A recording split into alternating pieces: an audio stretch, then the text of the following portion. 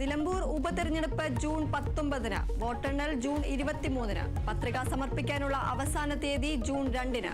ഉപതെരഞ്ഞെടുപ്പ് PV അൻവർ രാജിവെച്ച സാഹചര്യത്തിൽ തെരഞ്ഞെടുപ്പിന് ഇനി 25 ദിവസം. നാളെ തെരഞ്ഞെടുപ്പ് വിജ്ഞാപനം ഇറങ്ങും.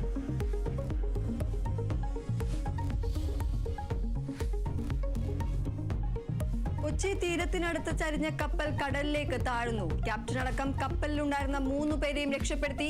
കൂടുതൽ കണ്ടെയ്നറുകൾ കടലിലേക്ക് വീണു. കടലിലേക്ക് പതിച്ച കണ്ടെയ്നറുകൾ തീരത്തടിഞ്ഞാൽ തുടരുതെന്ന് നിർദ്ദേശം.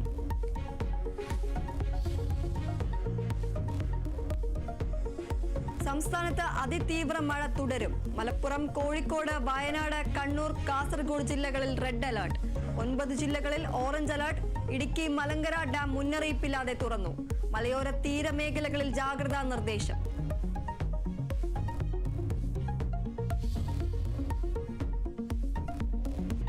സംസ്ഥാനത്ത് കനത്ത മഴയിൽ ജാഗ്രതാ നിർദ്ദേശം. മലപ്പുറം വാലില്ലാപ്പുഴയിൽ വീടിന്റെ സംരക്ഷണ ഭിത്തി ഇടിഞ്ഞ് വീണ് 1.5 മാസം പ്രായമുള്ള കുഞ്ഞിന് പരിക്ക്. ഇടുക്കി പാമ്പാടുംപാറയിൽ മരം വീണ് പരിക്കേറ്റ് ചികിത്സയിലായിരുന്ന ഇതര സംസ്ഥാന തൊഴിലാളി മരിച്ചു. മലങ്കര ഡാമിന്റെ 5 ഷട്ടറുകൾ മുന്നറിയിപ്പില്ലാതെ തുറന്നു. മൂവാറ്റുപുഴ, തൊടുപുഴ ആറുകളിൽ ജലനിരപ്പ് ഉയരും.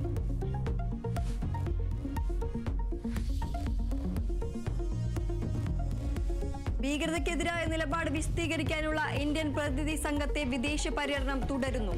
അവസാന സംഘം ഇന്ന് ഫ്രാൻസിലേക്ക് പുറപ്പെടും.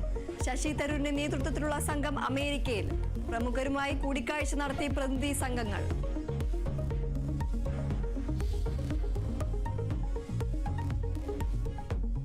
NDA മുഖ്യമന്ത്രിമാരുമായി പ്രധാനമന്ത്രിയുടെ നിർണായക കൂടിക്കാഴ്ച ഇന്ന് ഡൽഹിയിൽ. ഓപ്പറേഷൻ സിന്ദൂർ അടക്കം വിശദീകരിക്കും. ബീഹാർ തെരഞ്ഞെടുപ്പ് ഒരുക്കങ്ങളും വിലയിരുത്തും.